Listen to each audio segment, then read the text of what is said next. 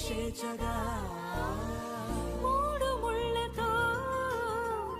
7 అడుగుల అగ్ని సాక్షిగా ఇద్దరు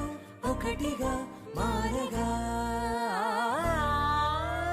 మరుపేలేని సంతకం పెళ్లి పుస్తకం మరు జన్మకి తొలి స్వాగతం పెళ్లి పుస్తకం